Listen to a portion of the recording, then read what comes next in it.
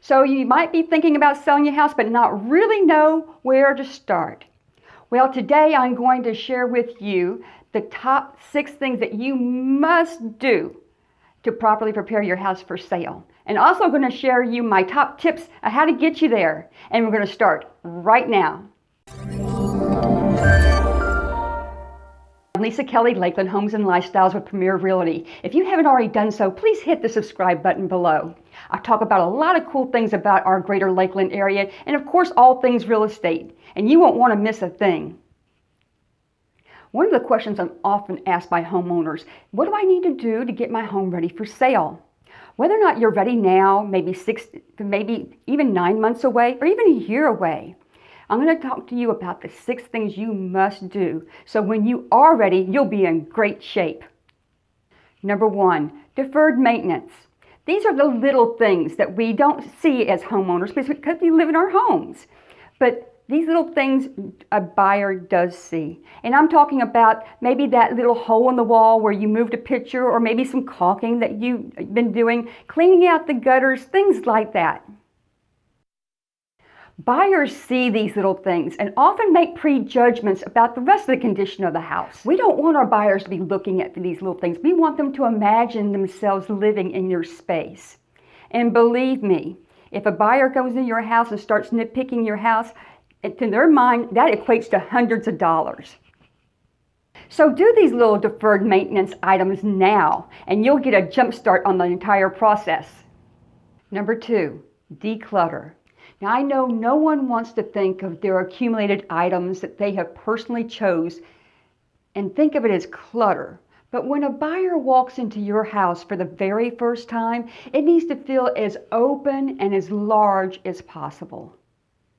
We want our buyer to imagine their stuff in the space. We all do this. We accumulate things through the years with the idea, well, I'll use it one day, or I'll put it aside for the kids, or I'll just get rid of it one day. We've all said this, right? Now is the time. I use the 6-month rule. If I haven't seen it, used it, or thought about it in the past 6 months, it gets boxed up, donated, or pitched. One room at a time. Have some boxes handy and start boxing this stuff up. And don't forget to put detailed labels on the boxes. Then just put them in your garage or attic for now. For the items that you're donating or getting rid of, do it now. Don't procrastinate. Each room will be complete, and believe me, you'll be so glad you did this now. Number 3, brighten your home. When a buyer walks into your home for the very first time, we want to have as much natural light as possible come into your home. That means all blinds open. Make sure that those windows are sparkling clean too, and all the lights are on. Buyers are turned off by dark spaces. Even if the lights are turned on and it looks artificially lit, the room can feel smaller than it really is. If you have dark paint in a room, change it with a very bright and neutral yet warm color. All the rage right now is a color by Sherwin-Williams called Repose Gray. I'll post the link to the color down in the description if you want to check it out.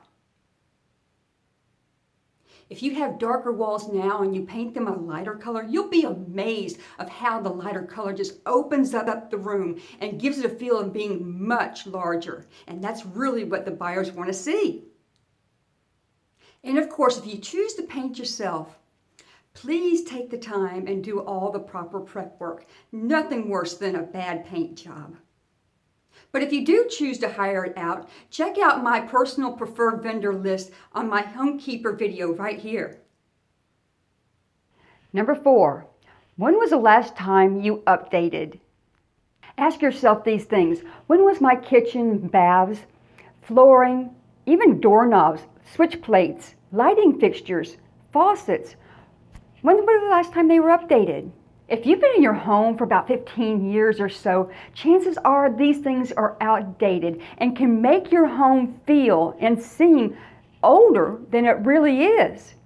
Well, your kitchen appliances may be functioning perfectly fine right now, but in a buyer's mind, they're thinking that they may have to replace these things soon, and of course, that equates in their mind as big bucks.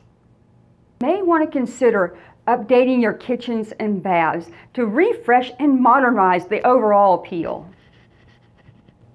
You'll always get a higher rate of return on improvements of updating your kitchen and baths opposed to any other improvement that you could do for your home, opposed to a new roof or say AC or so.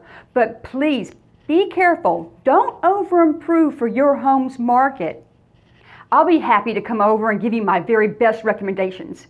And of course, absolutely no charge to you. It's my pleasure. Number 5, curb appeal. What does the front of your house say?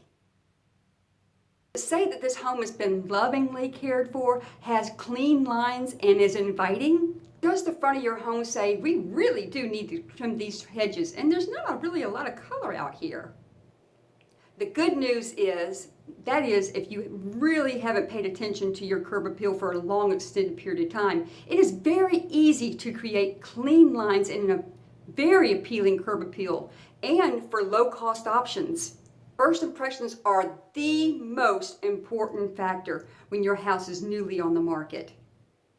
Most buyers do drive-bys before they're calling their favorite realtor to schedule that first showing. The psychology behind great curb appeal is quite simple. If a buyer drives up to your house and has that very first initial impression, they say, wow, this is really a pretty house. They already have an initial preconceived idea of what the rest of the house is going to look like. Buyers see homes and have that initial pleasing experience. They're more apt to be forgiving for those little imperfections once they get inside. On the flip side of that, if a buyer walks up to your home and the bushes are overgrown, you have a raggedy old welcome mat out, you need a pressure washing, the gutters need to be cleaned out, when they go inside, they will start looking for those little things. Baseboards, smudges, smears, old faucets. They'll go through your house and start picking it apart and thinking of how much money they're going to have to put into this home. Creating great curb appeal doesn't have to be expensive or labor intensive either. Just make sure that all your bushes are nicely trimmed, your grass is mowed, and there's a few colorful flowers right before you walk into the front doorway. And new mulch is always a great way to get that fresh, clean, finished look. So please, go out, step back, and take a good look at the front of your house. If your home hasn't been painted in the last 10 years or so, consider giving it a new coat. And also if you see mold, mildew, pollen buildup, give it a good pressure wash. These are reasons why it's so important to focus on great curb appeal. And finally, the hardest part for some homeowners. Number 6, depersonalizing. A family needs to be able to walk in and imagine themselves in the space.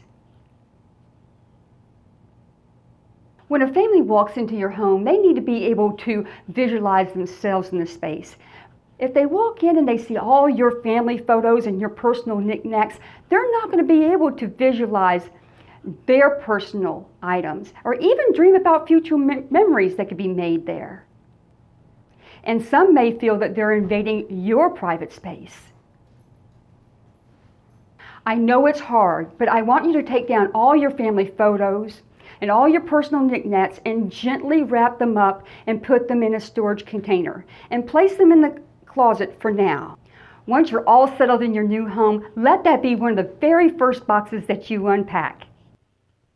But for now, I'm going to need for you to take down all your family photos of your kids, your spouse, your grandkids, and also any personal photos or wall hangings like hunting pictures or even shadow boxes and a lot.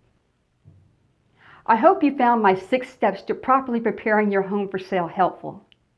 When you're ready, I would love the opportunity to come see your home and give you my very best professional opinions on how we can get the very most for the sale of your home. Until then, I'll see you on the next one.